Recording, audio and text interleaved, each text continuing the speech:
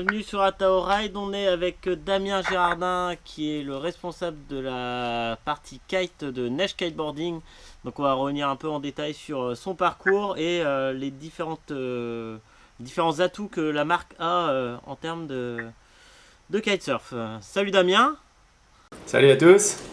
Bon, du coup une construction avec du Dacron et là avec un nouveau SPI. Donc ce nouveau SPI, ça faisait 3 ans que vous travailliez dessus. On a connu le Teijin 9600, le Technoforce D2. On a eu un 3 aussi, un Tri normalement chez Core. Et là vous arrivez avec le 4. Donc quand on nous l'a dit la première fois, moi j'ai le souvenir de me dire bon, qu'est-ce que ça apporte. Au final, quand on le sort, on voit au niveau de la matière, il y a un réel travail. Mais comment comment vous avez réussi à développer cela?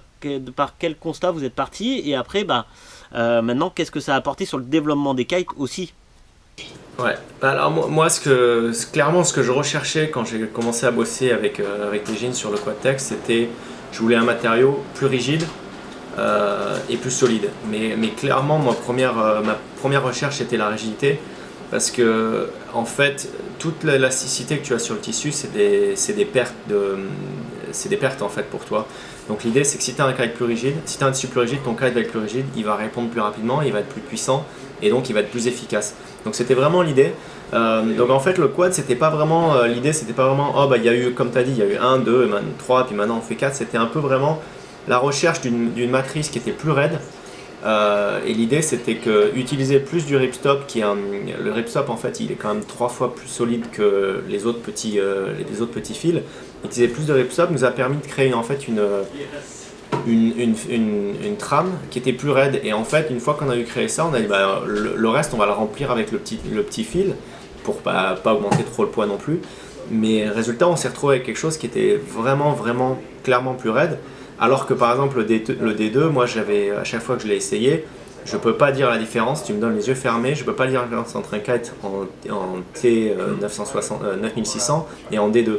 Le D2 effectivement bah, c'est cool, il y avait deux ripstops, mais concrètement techniquement ça n'avait pas de différence, et les tests que j'ai fait en laboratoire d'étirement et de rupture le prouvent clairement, c'était pas mieux en fait.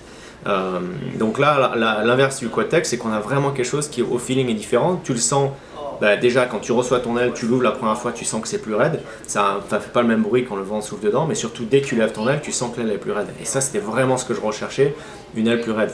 En la faisant plus raide, on s'est retrouvé avec, comme je disais au tout début, une aile aussi, un tissu qui est aussi beaucoup plus solide, mais aussi qui tient beaucoup plus longtemps dans la durée, puisque comme tu l'as dit, ça fait 3 ans qu'on bosse dessus, donc les premiers échantillons de Quadtex, c'était pas exactement le même que ce qu'on a aujourd'hui, mais ils ont quand même 3 ans ici, nous on les a utilisés beaucoup, et les kites 3 ans plus tard, ils sont encore plus raides quasiment qu'un kite neuf avec les anciens matériaux, que ce soit le D2 ou le T9600.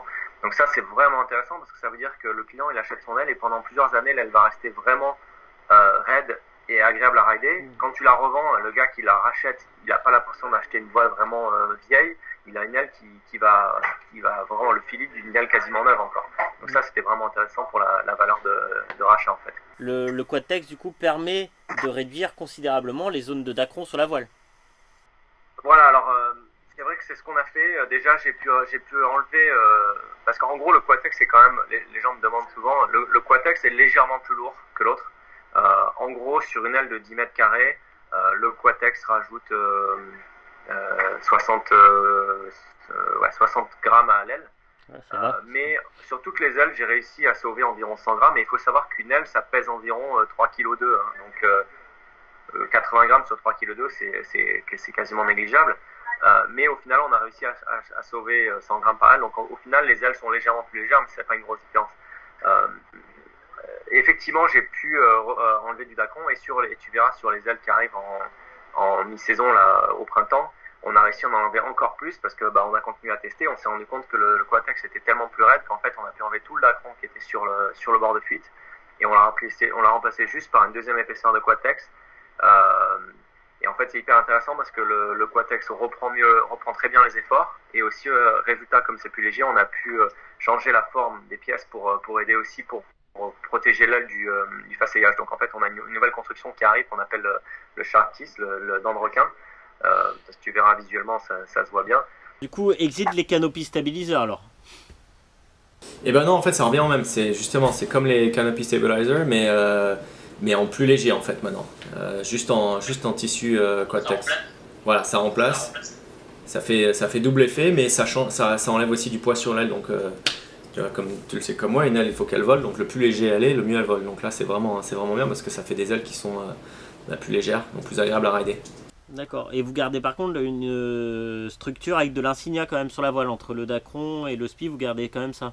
Ouais, ouais, ça je garde parce que ça permet quand même de protéger le tissu dans le temps et c'est intéressant comme construction. Vous tenez vraiment à garder cette zone d'insignia vachement importante et on voit qu'il y a des marques qui ont tendance à l'enlever des fois ou le diminuer considérablement. Et est-ce que ça joue sur la voile? C'est vrai que ça fait du poids, ça fait aussi du coût. Et là, moi, c'est la chance de travailler pour une marque où quand même on met la qualité avant le coût. Tu vois, le coût de production, je veux dire, je vais pas faire un kite moins cher juste en négligeant la qualité. Donc ça, pour ça, c'est bien parce que j'ai vraiment le support ici. Je veux dire, Robbie, il est d'accord avec moi qu'il faut qu'on fasse de la qualité. On est une marque de qualité. Donc c'est vrai que c'est une bonne balance entre essayer d'enlever le plus de poids possible, mais en même temps être sûr que le client a une aile qui tient dans la durée. Je veux dire, moi je me mets dans la peau d'un client, j'ai la chance de ne pas acheter mes ailes, mais une aile ça vaut entre 1600 et 2000 euros. Bon, c'est quand même une grosse somme, t'as pas envie que ça casse tout de suite, donc l'idée c'est vraiment de faire les ailes les plus solides possibles, que la personne qui l'achète soit contente de l'acheter, mais pendant longtemps, quoi, pas juste pendant quelques mois. Et maintenant, parlons un peu plus de la construction radiale. Donc là, souvent, on le voit marqué sur vos catalogues, etc. Donc c'est une construction qui est inspirée de la voile pour mieux répartir les forces sur la voile. Et ça, comment t'es venu l'idée déjà d'une et après, bah voilà, est-ce que ça apporte vraiment quelque chose? Parce que du coup, clairement, nos clients voudraient le savoir. Alors clairement, c'est vraiment flagrant ce que ça apporte, notamment sur les anciens SPI qu'on avait. Tu le vois dans le temps que le tissu vraiment travaille et s'étire beaucoup plus là où il n'y a pas les coutures. Je veux dire, au niveau d'une couture, ce qui se passe, c'est que tu as deux épaisseurs de tissu, plus la colle, plus les coutures, donc c'est vraiment deux fois plus solide à cet endroit-là.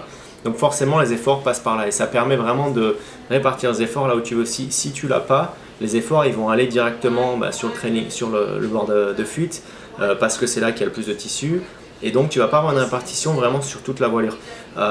Après, je dois t'avouer que maintenant, grâce au Quad-Tex, j'ai pu en enlever pas mal parce que je me suis rendu compte que le Quad-Tex reprenait beaucoup mieux les efforts.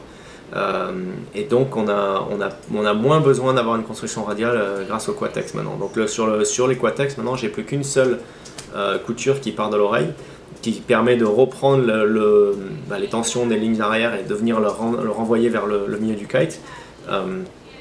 Mais sur les autres ailes, c'était vraiment flagrant, notamment dans la durée. Tu vois, quand on a les neuves, ça se ressentait pas trop, mais une aile plus vieille, ça se ressentait vraiment. Donc après, c'est une juste balance parce que si t'en mets trop, j'ai eu des ailes où j'ai fait des échantillons des protos où j'en ai trop mis, des coutures radiales qui partaient de l'oreille, et j'avais renvoyé trop d'efforts dans le milieu du kite et j'avais le bord de fuite qui avait plus de tension en fait. Donc c'est vraiment quelque chose qui fonctionne parce que quand je me suis rendu compte que je pouvais aller trop loin, ça prouve bien que ça fonctionne, quoi. Mais encore une fois, l'idée c'était vraiment de faire des ailes qui duraient plus longtemps et d'augmenter la longévité. Après tu demandes l'idée d'où elle vient, je veux dire, et sur les spinnaker de bateau tu vois qu'ils le font et ça fonctionne, donc je veux dire l'inspiration clairement venait de là, quoi. Et puis bon, après c'est des trucs de physique entre guillemets basiques, de répartir les efforts.